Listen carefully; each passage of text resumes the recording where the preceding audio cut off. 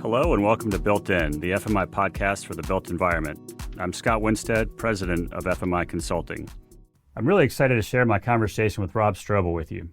It's a masterclass on geographic expansion and the keys to running a successful branch office strategy and a whole lot more. We touch on a range of topics, including how to scale an at-risk construction firm, what does it mean to be a field-first culture, and what he thinks about the myth of parochial markets. Rob is the CEO of Lithko Contracting, a $1.8 billion a year concrete contracting firm with 22 offices across the U.S. That's right, I said 22 offices across the U.S. Rob is a unique leader with a unique point of view.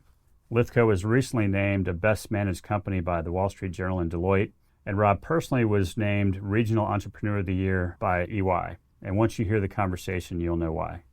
Well, Rob, thank you so much for doing this, and welcome to the podcast. Yeah, I'm glad to be here. Well, I'd love to, just to orient our listeners, would love to have you take a moment and give a thumbnail of Lithko Contracting and kind of what you guys are all about. You know, we are what we call a middle market total package concrete contractor. So focusing on the commercial space, we have 22 business units from Salt Lake City through the Midwest, Texas, down through Florida and up the East Coast. Those business units, we call them burgs, business units running great. Our budget this year is $1.8 billion top line. You know, I started with this business 22 years ago now, and we were 40 million at the time. So it's been an interesting ride. That's a mouthful. You say middle market, and then you say 1.8 billion, 22 burgs. That's a new definition of the term middle market. But I'd love to hear you unpack your origin story and how you got to where you are at that 1.8. And then we'll kind of get off into a number of different areas. Yeah, for sure. You know, we started in Ohio. So Cincinnati, Ohio is our headquarters. And, 20 plus years ago, we were really focused on keeping folks home, our workforce at home every night. So we really worked to understand a business model that was diversified enough competency-wise where we could have continuity of work for our teams. So we really looked at kind of a 90-mile radius of a town and what would the mix of work look like to have continuity in commercial concrete construction. So we devised a model that said, we need to do some light commercial, retail, some middle market, light industrial, warehouse, office building, and some structural work, parking garage, medical, and really developed a business model that was primarily focused around people and talent. And, the origins of it were, at the time, there were some large automotive projects and other things where competitors were traveling for work, and it was really hard on the family and really hard on people in concrete construction. So we wanted to create a model to keep folks at home. What we learned then is, okay, if you're going to be town-based, and you want to grow and you want the best talent, you got to figure out how to replicate this. Because if not, you just keep growing in work complexity or size, and there becomes this geographic constraint to growth. And our primary desire for growth is related to getting and retaining and developing the best and the brightest. It's a great backstory, and this being a conversation about geographic expansion, and this is an area where a lot of firms and a lot of leaders really struggle. How do we crack the code? How do we do what we've not done before? And you talk about these 22 burgs. I would love to come back and talk about how you've scaled it. And so maybe we can talk there, but I'd like to at some point just clarify, of the 22, and by burgs, you're talking about geographic offices, geographic markets. But would love to talk about how many of those were acquisition versus organic. But first things first, I would love to kind of hear a little bit more about how you've scaled.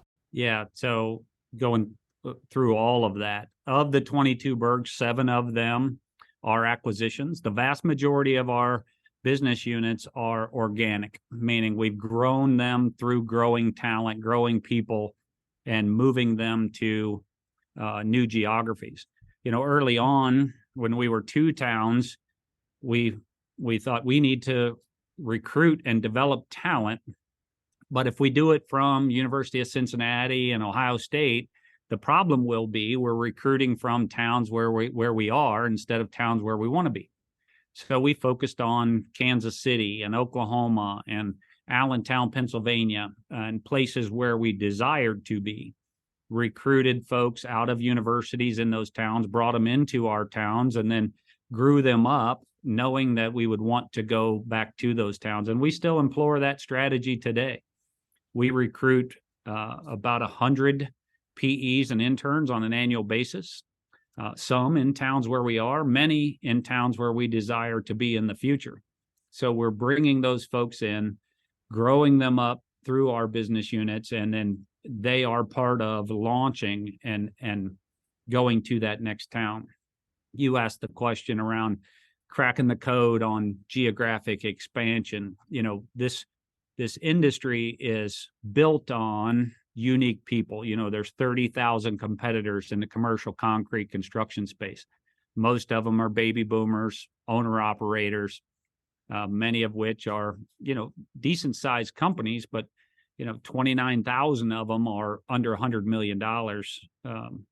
And they're really organized around unique people. One of the things we've sought to do over the years is figure out a unique system, a unique approach to lessen our dependency on unique people. We always want talented people. And we find that, if you're building a model just around unique people, and a lot of people say, we want to go to a new town, and who are we going to hire and who are we going to put in there? That is part of it. But if it's just a unique person, you have to find the top 5% type person to put in that town. Where if you have a system, a program, processes, information, structure to go along with that, we believe we can take the top 20% of talent, attach them to a system and approach, and launch into that new town. So as we've had these 17 organic additions, geographic additions, what we do is take our more mature towns and expect them, once they've reached kind of optimal market share in their town, which we believe is 25-30% market share. Once you start pushing more market share than that in a town, you start to cannibalize margin. In our business, it's hard bid. You hope to get last look. You hope to have relationships that give you an opportunity. But it's really a hard bid environment. So there's going to be competitors. So instead of pressing in a town to get more and more market share, we expect those towns to grow and develop people and then be the part of support to add new towns.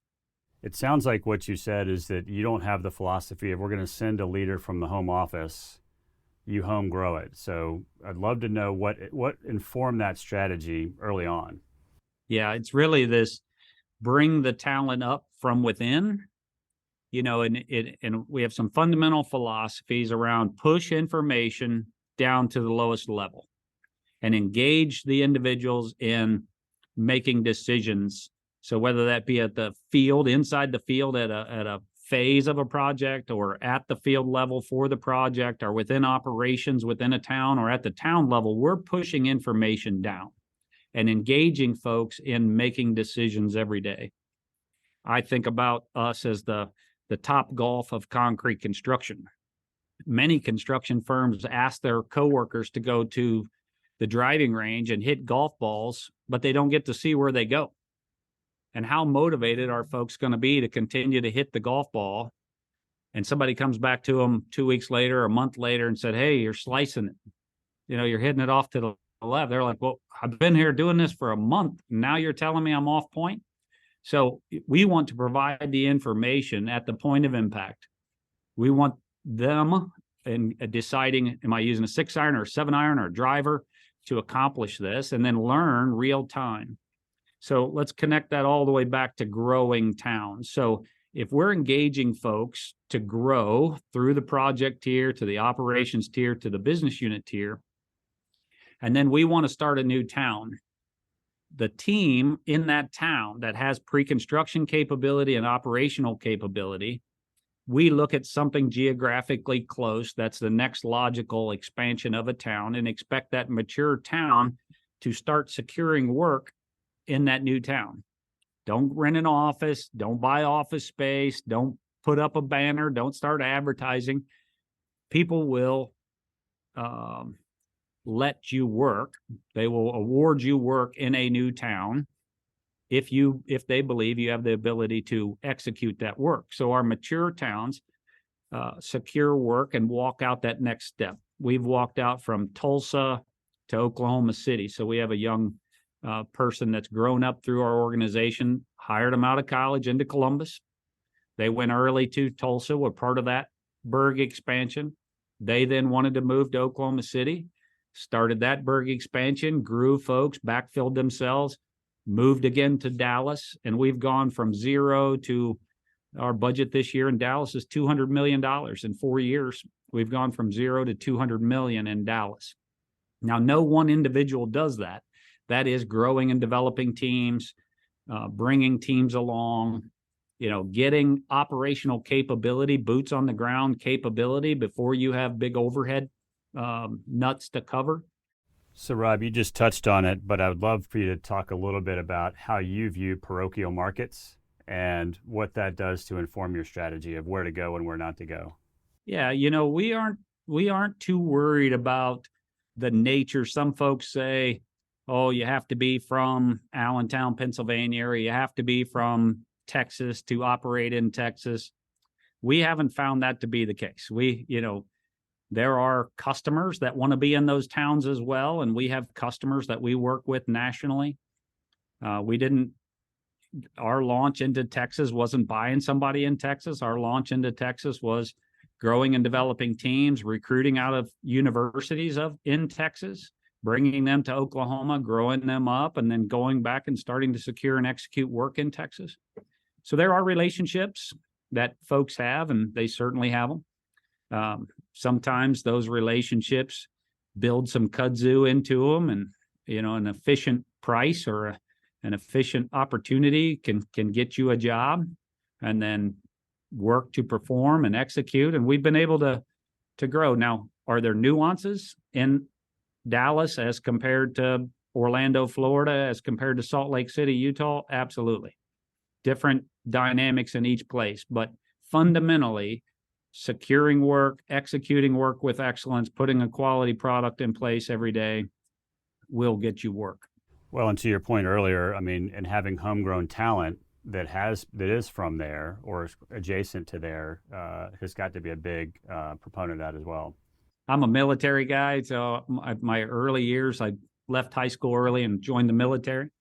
So when people want to take or keep ground, they will work awful hard to take or defend that ground. And if being a town-based contractor, finding people that desire to be there and providing them systems. When we talk about systems, we're talking about information, driving information down to the lowest levels. We work very hard on daily productivity tracking, units, linear foot, square foot, cubic yards on a daily basis. When you hit the golf ball, you know how far it went on a daily basis. We provide that the entire budget of the job, the units, the cost, down to that job level every day. So if you provide folks good information, good processes, let's not be creative on how we have a concrete log or how we have present submittals or RFIs. Let's have a standard approach to that, and let's be creative about how we solve problems. So in this business, there are things that you can standardize and things that you don't want to standardize. You want to allow people the opportunity to have creativity in solving solutions for the construction or the schedule. You want people to have creativity about solving unique customer challenges. But let's not reinvent information that we need on a daily basis to know where we're at or to project or to make sure we're efficient with billings and collection and cash. So zooming out, 1.8 billion, 22 markets or 22 Bergs. I'm reminded of a quote. There's a guy named Josh Wolf, who is the one of the co-founders of Lux Capital. And he's got this thing, he calls it 3P, the triple failure. So failure comes from a failure to anticipate failure. So when you're running an enterprise of that scale and you empower the workforce and the troops to the level that you've just described, how are you ensuring quality and that things aren't, obviously it's construction, stuff happens, but how are you ensuring quality to the level that it you can deal with the issues as they come up. Yeah, a system has multiple threads. So if you think about threads, like threads of yarn, that's strategy, structure, talent, process, information.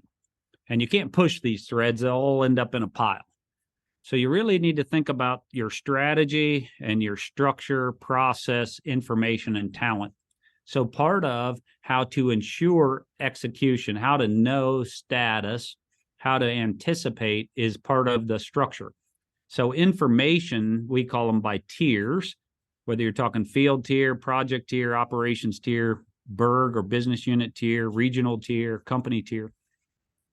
The structure needs to overlap such that somebody's in the 2-foot space to facilitate development, to facilitate understanding status, to use the information to coach and develop. So part of how we know is not because I know. I mean, we have 5 regions. I know what the region's mission is. I know the scope they have responsibility for. I know the expected outcome. I know the desired movements and growth they want within each of the regions. Those regions need clarity with their Bergs, their business units within that region, of what they're dealing with, what are their priorities, what are they trying to accomplish? Are they trying to enhance competency and capacity and add structural capability because they're a warehouse competency primarily, or are they working to get better at information and project management? That regional tier needs to work with the Berg tier. That Berg tier needs to work with the operations tier in the field. One of the dynamics that happens in construction, instead of thinking about tiers with succinctly different roles, people think of tiers as more experience to the same thing. I didn't come from construction, and it's fascinating to me in this industry where junior project manager, senior project manager, project executive, when I look at those roles, it's all the same role. The only delineation is years of experience. They're not actually different roles. And one of the fundamental problems with organizational structures is there's truly distinct roles by tier. It's not just being more experienced of construction knowledge. That doesn't make you a higher plane. In this industry, people get promoted because years of experience of construction knowledge, not because they actually operate with a different tier or plane of management and leadership skills. When you get to the business unit leadership level and the regional level, there's some concrete science, there's some technical skill sets you must have around project management and concrete science, but that becomes a smaller portion of what you need to know.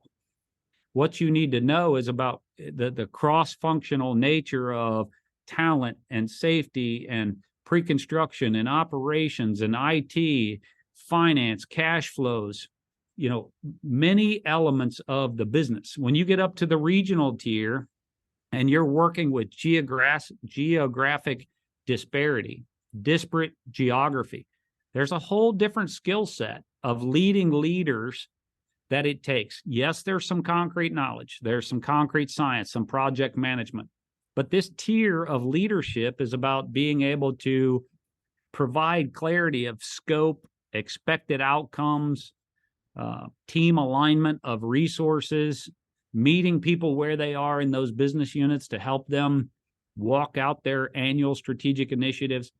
The planes and tiers of leadership to scale a business are about many, many more things. So your original question is around how do we ensure execution? How do we know, even though we're pushing information down, how do we stay abreast of knowing that we're executing every day? So this structure thread of the job architecture, words that aren't going to mean a lot to a lot of folks, but the job architecture in our organization, what are the differences in the roles and responsibilities? Not years of experience, true differences in responsibility. And what's the information that's needed at that tier or plane? And how do those interlink through the organization? Well, I'd love to come back to, we started this conversation talking about geographic expansion and trying to get a little bit inside your head as to how Lithko's done what it's done over the last 20 or so years. As you think about some of our listeners who might be considering geographic expansion, whether it's organic, M&A, or what have you, would love your perspective, Rob, on, if you had to narrow it down to what are the top 3 or 4 lessons learned, whether you learned them the hard way or the easy way, if you were giving advice or counsel to folks thinking about it, what would that list look like? Yeah, it's interesting, and there really aren't kind of silver bullets. That the situational reality becomes very important. Thinking about an organization with what I call the threads. So not just the people, but also the structure, the process, the information. Those become very important. Greenfielding has its challenges of, you're bootstrapping it, you're trying to bring it to bear. And you think, man, an acquisition, I'm going to surround all this talent and this capability. Yes, super. However, it's raised by wolves. They've learned the behaviors of the wolf pack that they came from, and how close are those behaviors to our behaviors? Do they value information? Do they value a process? Do they value being prepared every day? So when you have an acquisition and you go to surround that and bring it online, it's different challenges.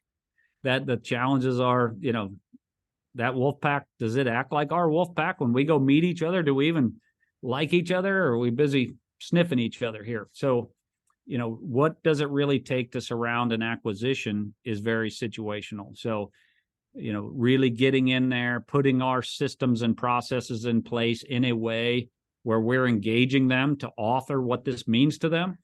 Are they truly excited about utilizing information and making decisions, or are they scared of that? Are they fearful of somebody keeping score? So, it's my advice would be really seek to understand what you're going into. Think about it in a comprehensive way. It's not just send a unique person. That is wrought with risk. A lot of people have been successful with that. And if you can time unique person and time the market, we see a lot of people achieve a success for a while in growth. That particular market shifts, or that one unique individual has a health problem or drags up or whatever. Now you're susceptible. You've talked a number of times about this whole concept of the unique person susceptibility.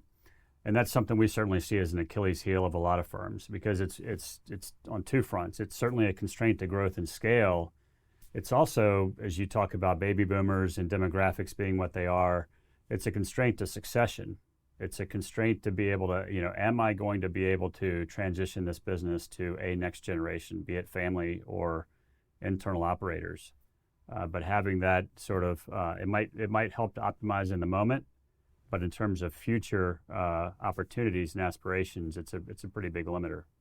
Yeah, and sometimes it's hard. It's hard to see how you actually operate and how much is because of a unique person. And that's been a learning for me. There's been at least 3 major step changes from 40 million to 1.8 billion, and one we're in the middle of right now, where even I had to fundamentally change my actions and approach, at least on 3 major points in time, where you come to realize, I call it the helicopter parent syndrome, where you're going into this next phase of organizational need, and you're sending your kids off to college, and you're watching them and you're like, oh, I really thought I had them prepared to, live on their own and make these decisions on their own and be able to be independent. And you find out once you're there, once the kids are off to school, you find out how well did I do of really preparing them, or how much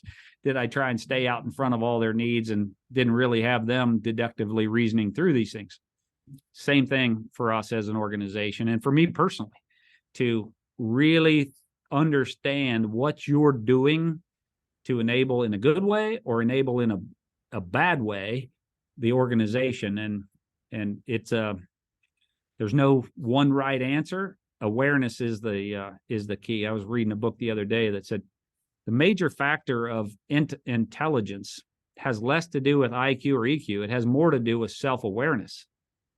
because it's the constraint to actually being able to transmit or receive with and to others. So I'm not the smartest guy, not the sharpest tool in the shed, but if we can operate as a team in a way where we can share information and really deal with winning and losing together and understand the why and deal with other people's perceptions and talk about it until we come to agreement of what is causing good outcomes or patterns or whatever those things are. Having a leadership team you can work with that's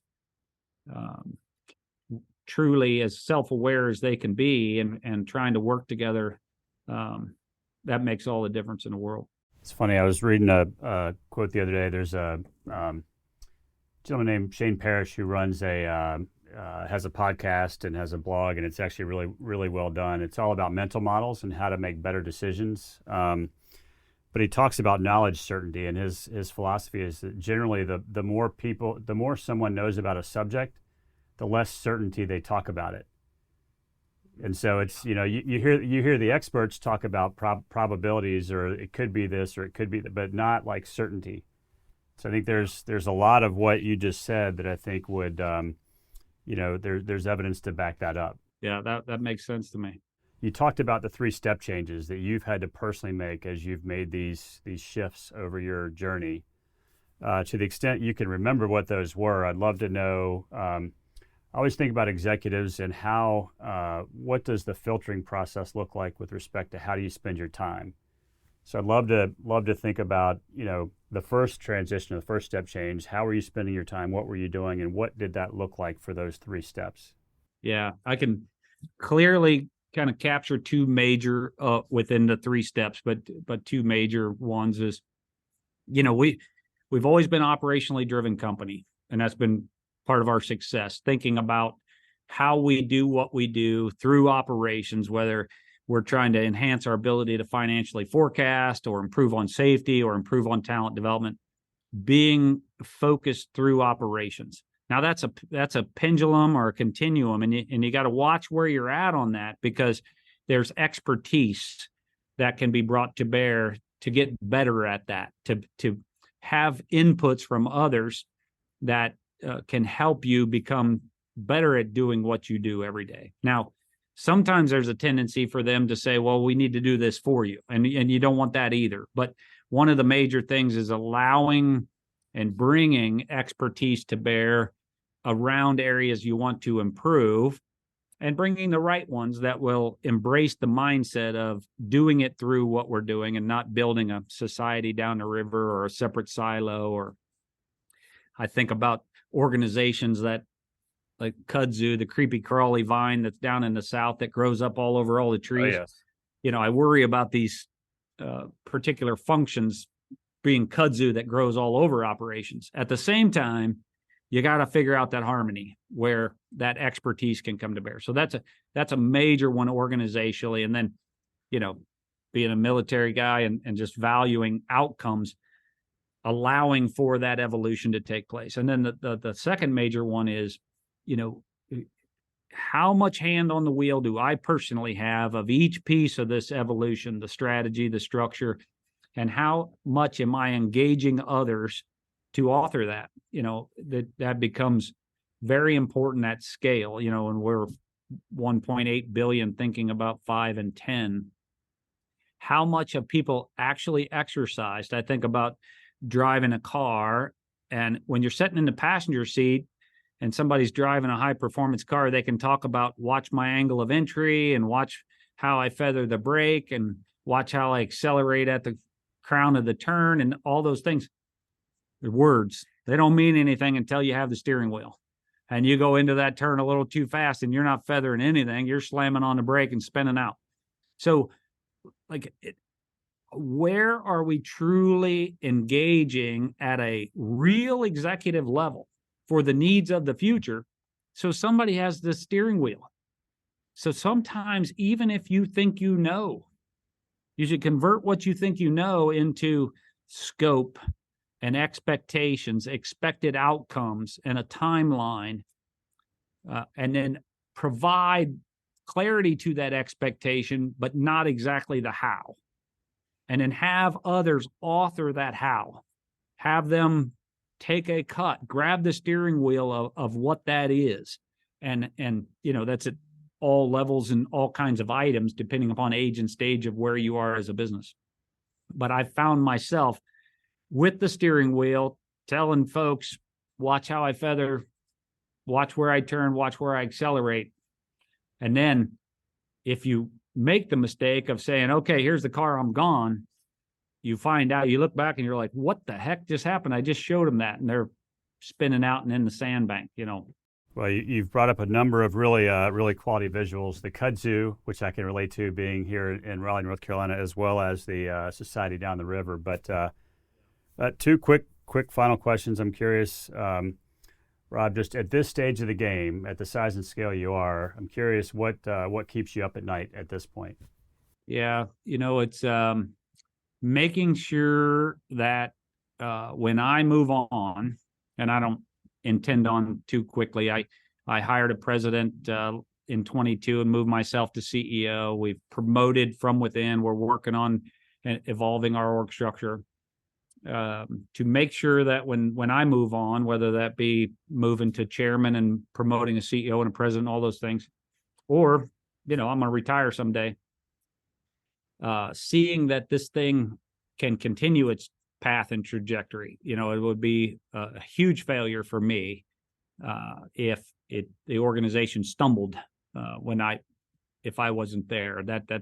That's no badge of honor for me. That would be, my greatest failure. There wouldn't be. I wouldn't look at that as a success or this organization needed me. My responsibility is to the organization. It's not to me. It's to putting things in place for the opportunities of the growth of our people. And if that falters, that's I'm 52. I'll be 53 in July. When I took over the business, I was 30 years old when I became president 22 years ago. That's flown by. So if I think about 52 to 62, and if it goes half as fast as the twice that long, it happens quick. So I need to figure out how to make sure it's not Rob dependent. Yeah, it makes a lot of sense, and certainly true to the philosophy that you've talked a lot about here today in terms of the unique person susceptibility. And the last question I'll leave you with is, if you could go back and talk to your 25-year-old self, what's the one piece of advice you would offer? It's kind of like less sure of the answer the older you get. It's absolutely around that. Like there were times, and I have mentors in the industry, and I was young, and as he always called it, you're batting 300 and leading the league, and I'm trying to tell you got a hitch in your swing, and it doesn't matter what I'm telling you, you're not listening until you figure out, they figured out I can't hit the curveball. So that awareness and understanding there's way more that I don't know than I do know. And I don't know if at 25 or 30, when I took over the business, that would have made me, too smart to do some of the things we've done, but that certainly would be a perspective to have earlier in my career. It's funny, I started with FMI 22 years ago as well, and I knew a heck of a lot then, at least in my own mind. Rob, thank you so much for doing this. I really appreciate your time, and have a great trip. All right. Great seeing you, Scott. Thank you for listening, and please join us again next month for a conversation with Russ Becker, CEO of API Group, number 5 on ENR's most recent list of top specialty contracting firms. Having recently eclipsed the $6.5 billion a year revenue mark for fiscal year 2022, API epitomizes what it means to successfully build a company around acquisitions. In round numbers, API has done about 50 acquisitions under Russ's leadership, with nearly 500 locations worldwide.